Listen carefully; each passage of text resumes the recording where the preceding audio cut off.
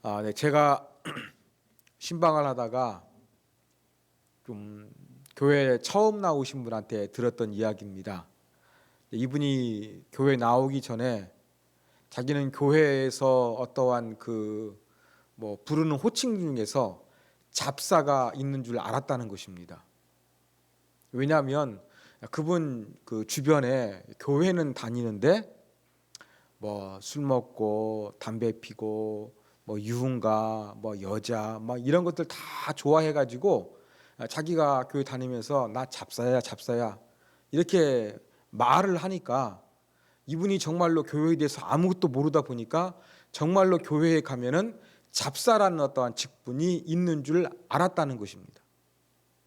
그리고 자기가 교회 나오기 전까지 기독교회에 대해서 상당히 이미지가 안 좋았다는 거예요. 이 잡사와 같은 그러한 가까운 사람을 늘 봤기 때문에 기독교에 대한 이미지가 안 좋았는데 막상 교회에 와 보니까 좋은 사람도 많구나, 이것을 알게 되었다는 이야기를 제가 들은 적이 있습니다. 여러분, 이렇게 세상 사람들과 구별이 되지 아니하는 이 잡사와 같은 일상생활의 모습, 이러한 모습으로는 이 바리새인과 서기관들의 의보다 나을 수가 없습니다. 천국에 들어가는 의, 이것을 충족할 수가 없는 것이지요. 그래서 우리는 보다 더 좋은 의, 더 하나님께서 원하시는 아름다운 모습이 있어야 될 것입니다. 자, 오늘은 이러한 부분에 대해서 다시 한번 살펴보기를 원합니다. 오늘은 특별히 우리가 누구를 사랑할 것인가, 이 사랑의 대상에 대한 그러한 예수님의 가르침을 살펴보고자 합니다. 여러분, 43절에 보면 내 이웃을 사랑하고 내 원수를 미워하라 하였다는 것을 너희가 들었으나, 자, 모세 율법에 이렇게 기록되어 있는 것처럼 예수님 말씀하셨죠. 내 이웃을 사랑하고 내 원수를 미워하라. 여러분, 구약 성경에서 이러한 구절 있을까요? 이웃을 사랑하라는 구절은 있지만 원수를 미워하라는 구약의 구절은 없습니다. 근데 예수님께서 왜 이렇게 말씀하셨을까요? 이것은 바로 서기관들과 바리새인들이 이렇게 했기 때문에 그렇습니다. 랍비들이 말씀을 잘못 가르쳤기 때문입니다. 어떻게 잘못 가르쳤을까요? 이웃에 대한 개념을 너무나 편협하게 설정했기 때문에 그렇습니다. 자, 이웃 사랑하라 그랬어요. 그런데 유대인들은 이 이웃이라는 개념이 상당히 편협합니다. 그래서 이웃이라고 한다 그러면 별로 나하고 종교도 다르고 하는 일도 다르고 나이 차도 다르지만 그냥 이웃 인사하면서 얼마든지 지낼 수도 있잖아요. 근데 유대인들의 이웃 개념은 조금 아주 편협을 했습니다.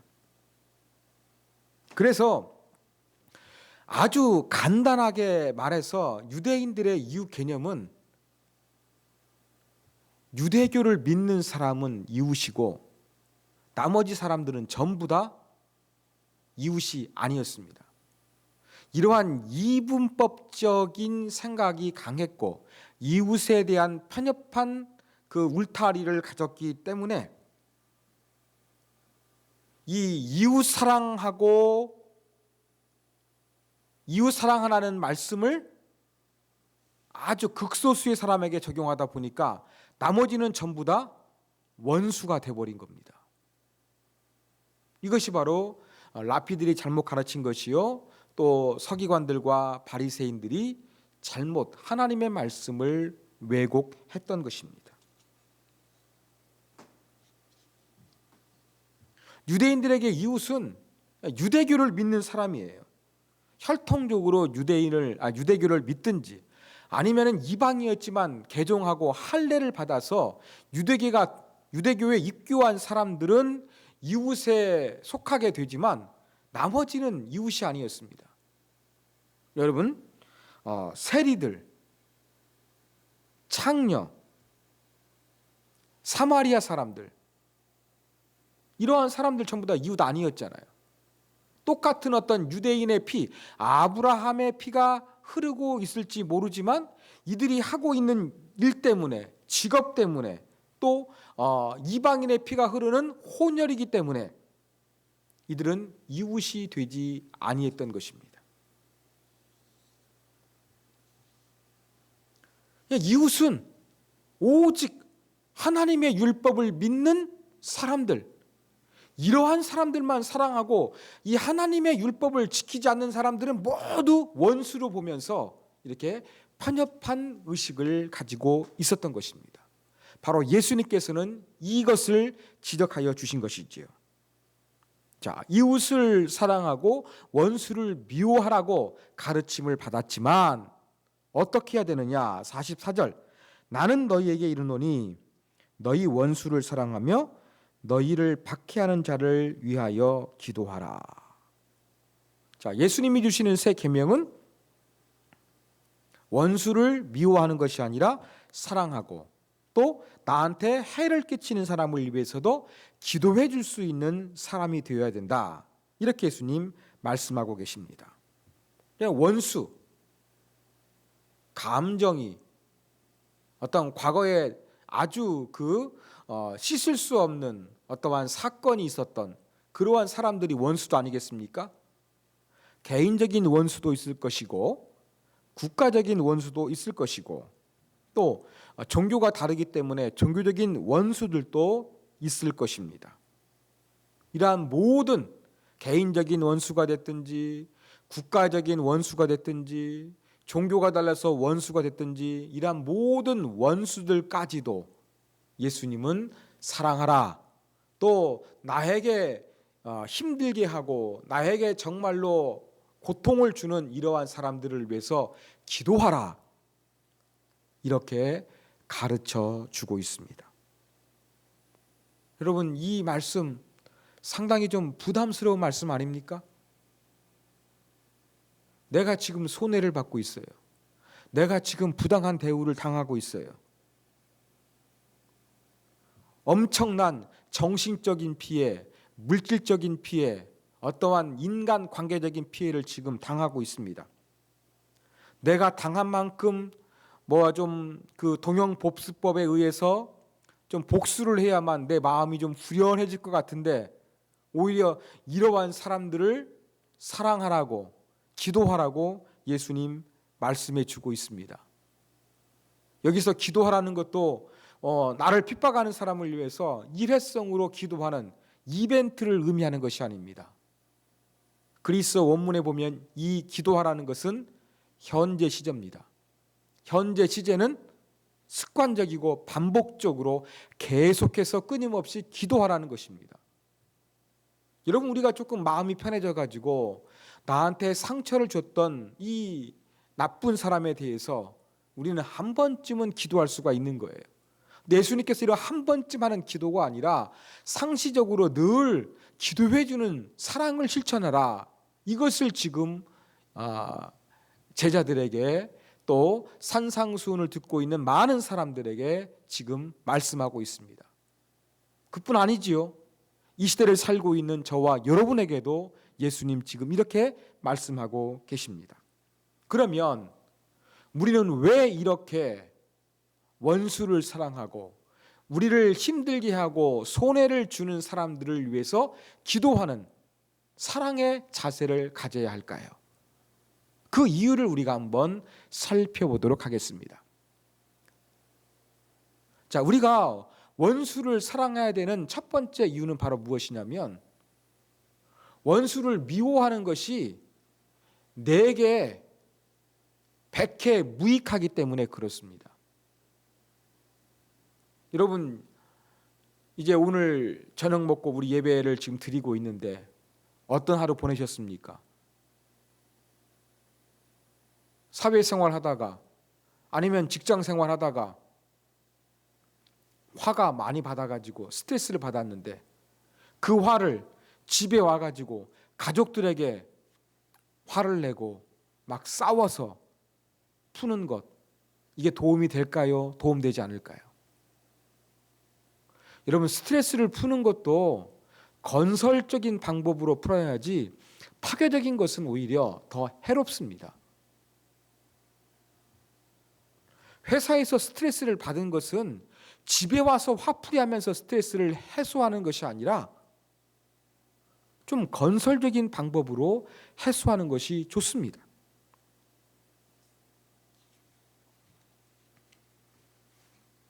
그래서 여러분 최근 심리학에 관한 책들을 읽어보면은요, 이 용서 같은 것들 많이 강조해요. 미워하지 말래요. 왜 그럴까요?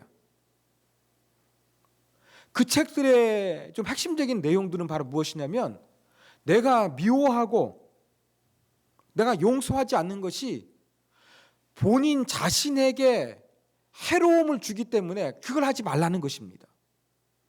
여러분, 그러한 어떤 자기개발서 아니면 심리학적인 책들이 정말로 많이 있습니다. 여러분, 이게 실용적인 이유 아니겠습니까? 현실적으로 누군가를 미워하고 누군가의 격한 감정을 가지는 것이 결코 자기 자신에게 도움이 되지 않으니까 현실적으로 이러한 생각들을 갖지 말라, 이렇게 충고하는 책들이 많다는 겁니다. 예수님도 그러면 이러한 차원에서 말씀하셨을까요? 물론 예수님도 이러한 인간의 심리를 알고 계셨을 것입니다. 그러나 예수님께서 이렇게 말씀하신 이유는 실용적으로 내가 다른 사람을 미워하지 않아야 내가 건강하기 때문에 어떤 나의 편함을 위해서 원수를 사랑하고 나를 핍박하는 사람을 위해 기도하라, 이렇게 말씀하신 것이 아니었습니다. 보다 근본적인 이유가 있습니다. 핵심적인 이유가 있습니다. 그게 바로 무엇입니까? 45절입니다. 이같이 한즉 하늘에 계신 너희 아버지의 아들이 되리니. 원수를 위해서 기도하고, 원수를 사랑하고 나를 핍박하는 사람을 위해서 기도하는 것이 하나님 아버지의 아들이 되는 것이라고 이야기합니다. 하나님의 성품을 닮은 모습을 갖게 된다는 말씀입니다. 하나님의 성품이 어떠한 분이냐? 예수님 말씀하십니다. 자, 하나님이 그 해를 악인과 선인에게 비추시며 비를 의로운 자와 불의한 자에게 내려 주심이라. 자, 하나님께서 만드신 이 피조 세계에는 햇빛이 필요하지요. 또 비도 필요하지요. 그런데 이 하나님 만드신 이러한 이 피조 세계의 태양이나 이 비나 이것을 가지고 하나님께서는 사람을 나누질 않습니다. 차별하시지 않습니다. 이게 하나님의 성품입니다. 인간의 마음에는 어떠한 마음이 있습니까? 내가 하나님이라고 한다 그러면 하나님 말씀 잘 믿는 사람들, 선한 사람들, 착한 사람들, 이러한 사람한테는 농사가 잘 될 수 있도록, 아니면 행복한 나날을 보낼 수 있도록 정말로 화창한 햇빛을 쨍쨍 내려 쬐주고, 하나님 믿지 않는 사람들, 못된 심보를 가진 사람들, 이기적인 사람들, 강도와 같은 흉악범들, 이러한 자들에게는 깜깜한 칠흑 같은 어둠을 경험하게 하는 것, 우리에게는 그렇게 하고 싶은 욕구가 있습니다. 올 초에도 우리 대한민국의 간문화 가지고 얼마나 조금 그렇게 비를 갈망했습니까?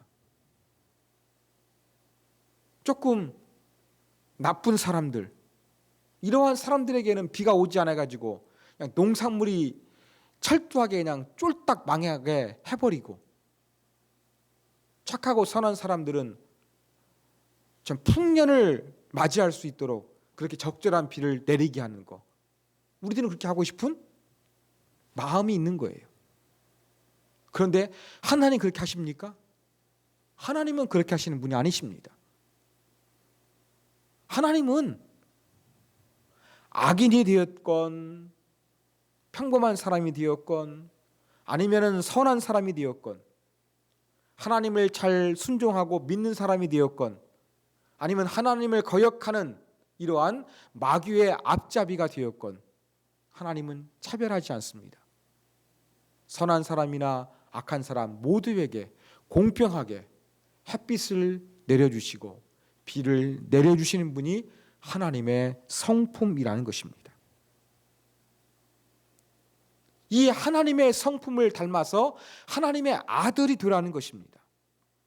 하나님께서 악한 사람에게 뭔가 불이익을 주고 뭔가 자연 속에서 행하지 못하도록 고통을 주시는 분이 아니신 것처럼, 이러한 사랑의 하나님의 속성을 본받아 우리들도 원수를 사랑하고 우리를 힘들고 어렵게 하고 핍박하는 사람을 위해서 기도하라, 이렇게 지금 예수님 말씀하고 계십니다. 나 속 편하기 위해서 원수를 사랑하는 게 아닙니다. 하나님 아버지, 나를 만드신 하나님, 나를 장차 하나님의 나라에 거하게 하실 하나님, 이 하나님의 형상이 내 안에 있기 때문에 하나님을 닮아 있는 아름다운 모습으로서 원수도 사랑하고 나를 핍박하는 사람을 위해서 기도하라, 이렇게 예수님 말씀하여 주신 것입니다. 여러분, 사랑의 기준이 무엇입니까? 우리는 사랑의 기준이 내 감정입니다. 나 자신입니다. 내가 좋으면 좋은 거고 내가 싫으면 싫은 거예요. 내가 사랑하면 좋은 거고 내가 사랑하지 않으면 나쁜 거예요. 우리는 사랑의 기준이 자기 자신이고 자기 자신의 감정일 때가 많이 있습니다. 그런데 예수님 말씀에 의하니까 사랑의 기준이 무엇이 되어야 되겠습니까? 하나님이어야 됩니다. 내 기준이 아니라, 내 감정이 아니라 하나님이 되어야 한다는 것을 예수님 말씀해 주셨습니다.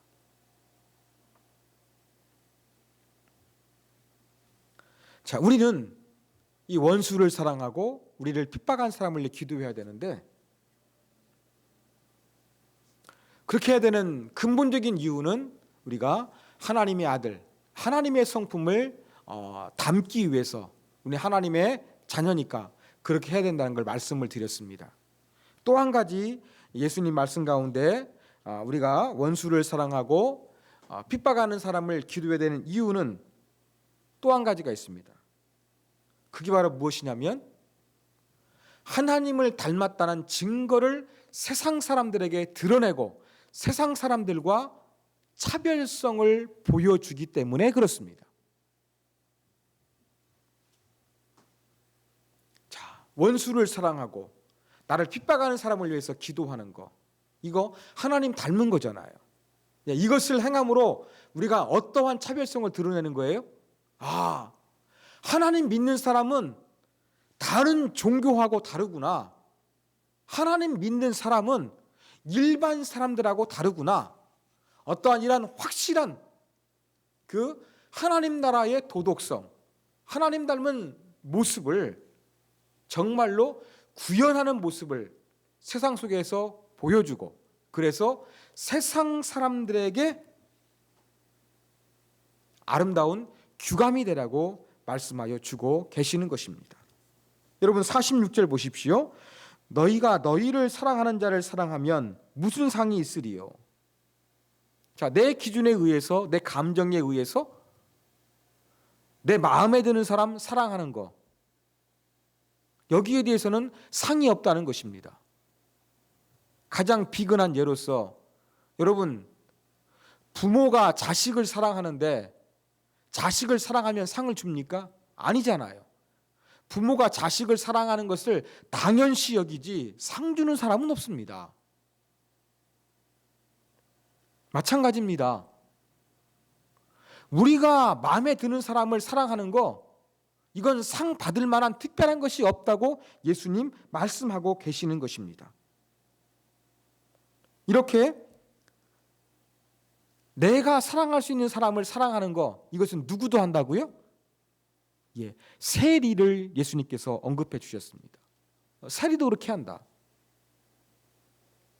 여러분, 지금도 이 세무 공무원 하면은 이 돈을 만지는 것이기 때문에 조금 안 좋게 보는 이미지도 조금 있고, 또 중요한 요직이구나 하는 그런 인상도 풍깁니다.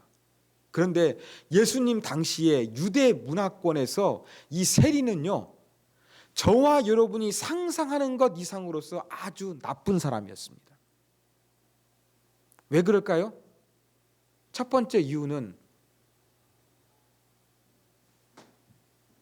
노마를 위해서 세금을 걷어가기 때문에 그렇습니다. 하나님을 섬기지 못하도록 짓밟고,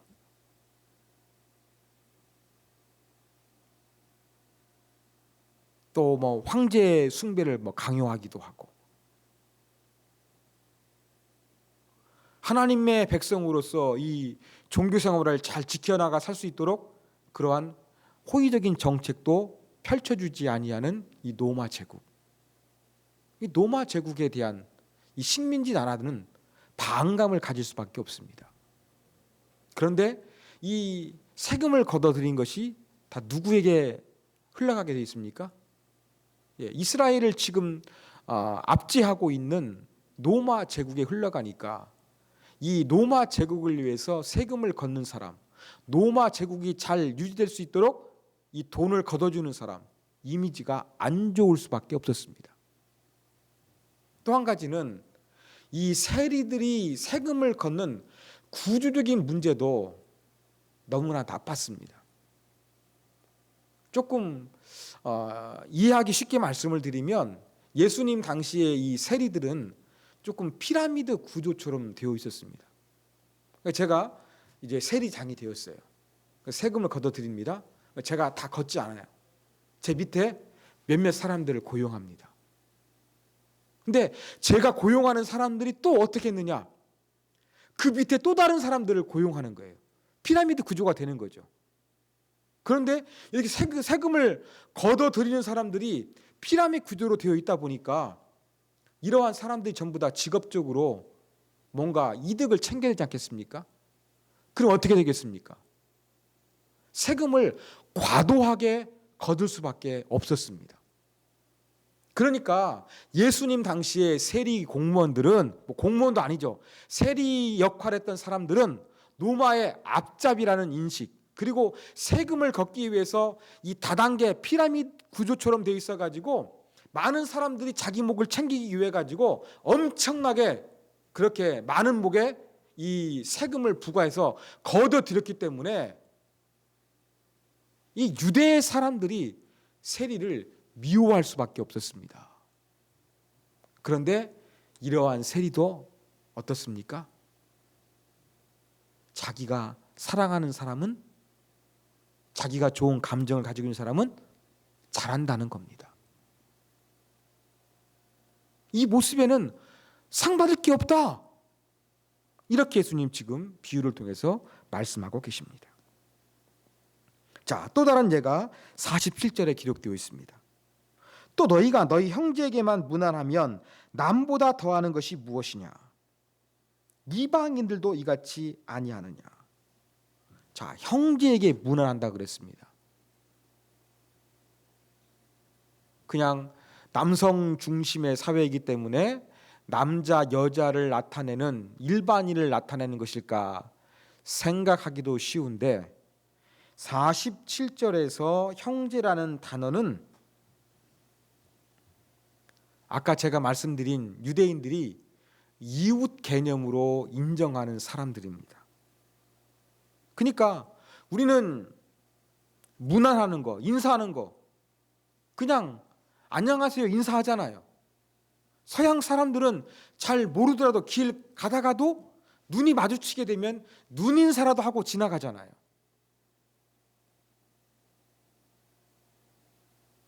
여러분, 이렇게 47절에서 지금 형제에게 문안한다, 형제에게 인사한다는 것은 우리 시대에 그냥 안녕하세요, 사람들을 보면 인사하는 거, 그냥 서양 사람들이 지나가다가 눈 마주치면 그렇게 인사하는 거, 이러한 수준의 인사가 아닙니다. 형제라는 단어는요, 같은 종교를 믿고 있는 사람들에게 해당하는 말입니다. 그래서 47절은 나와 똑같은 종교를 가지고 있고 나와 똑같은 이웃 개념, 유대인이라는 생각을 가지고 있는 사람들에게 이렇게 뭔가 잘해주는 것은 상 받을 게 없다는 겁니다. 특별한 게 없다는 겁니다. 왜요? 이것은 누구도 한다고요? 이방인도 한다는 것입니다. 쉽게 말해서 이방 종교도 자기 똑같은 종교를 믿는 사람에게는 팔이 안으로 굽는 것처럼 잘 챙겨주는 거, 이거 이방 종교도 잘하는 것이니까 하나님 앞에서 상급받을 것이 전혀 없다. 그 이상으로서 우리는 하기 위해서 원수를 사랑하고 또한 핍박하는 자를 위해 기도해야 된다. 예수님 이렇게 말씀하신 것입니다. 여러분, 이방 종교 믿는 사람들, 자기들끼리는 똑같은 종교를 가지고 있으니까 그 종교에 속한 똑같은 사람들을 사랑하려고 합니다. 우리의 사랑은 이 정도 수준을 뛰어넘어야 되는 것이 바로 예수님의 말씀입니다.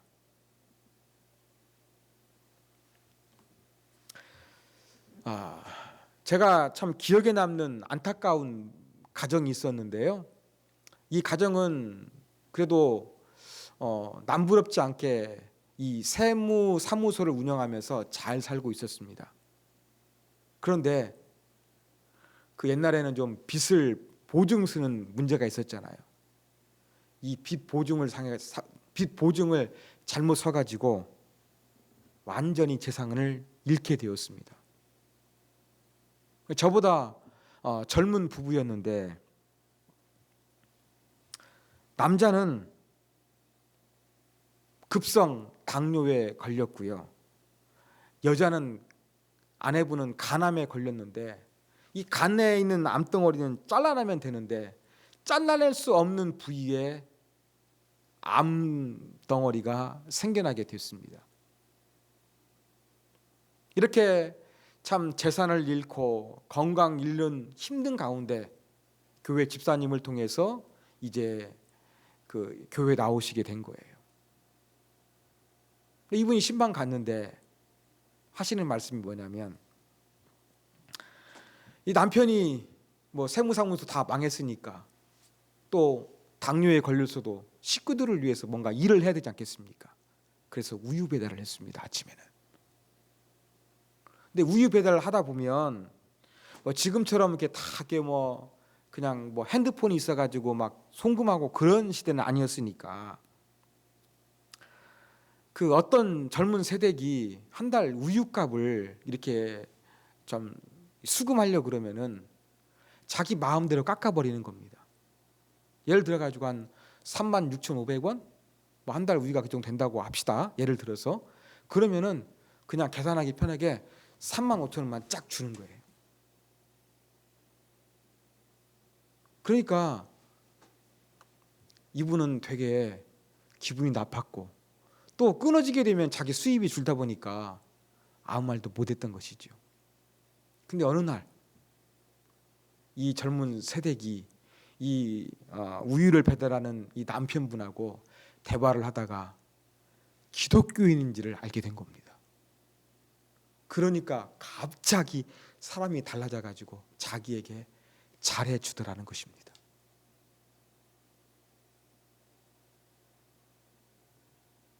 그러면서 하시는 이야기가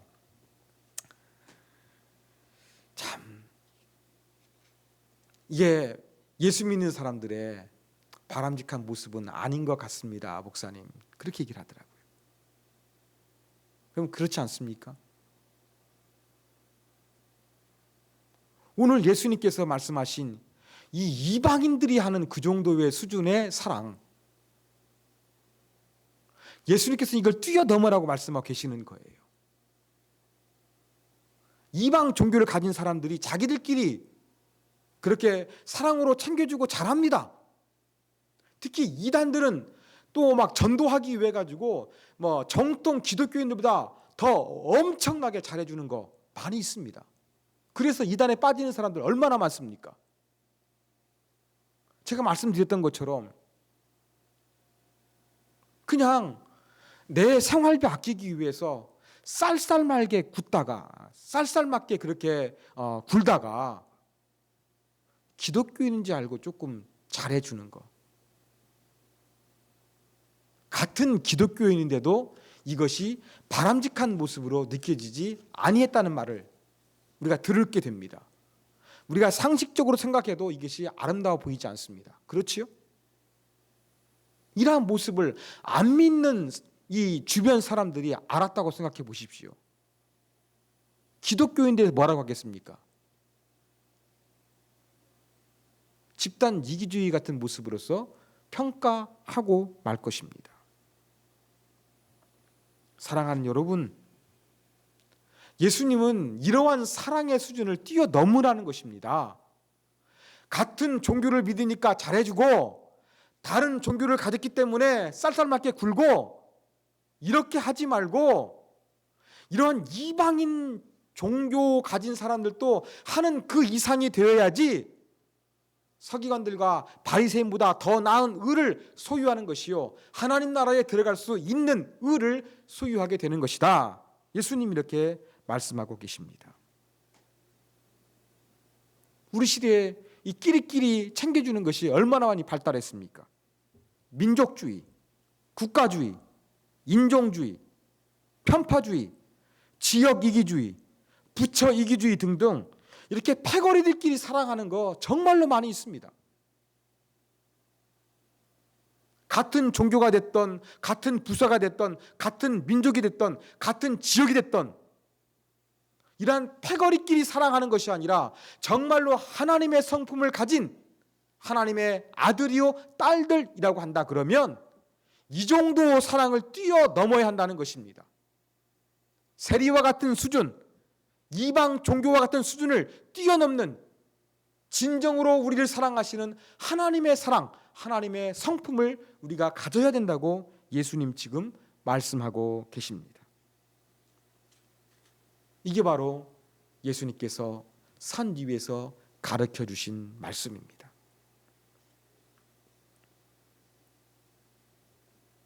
지금 예수님께서는 천국에 들어갈 수 있는 의, 바리새인들과 서기관들보다 더 나은 의가 무엇인지 지금 말씀하셨고 그 구체적인 예를 지금 우리가 살펴보고 있습니다. 그렇죠? 뭐 살펴봤습니까?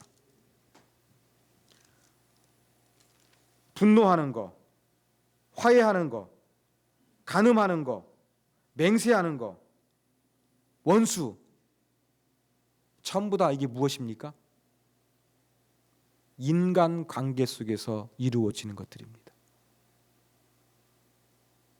자, 하나님 나라에 들어가기 위해서 바리새인들과 서기관들보다 더 나은 의를 가져야 되는데 예수님이 지금 먼저 강조하고 있는 것이 무엇입니까? 앞세워서 말씀하시는 것이 무엇입니까? 기도 많이 해라, 성경 많이 읽어라, 율법을 잘 지켜라, 이거 말씀하십니까? 아니잖아요.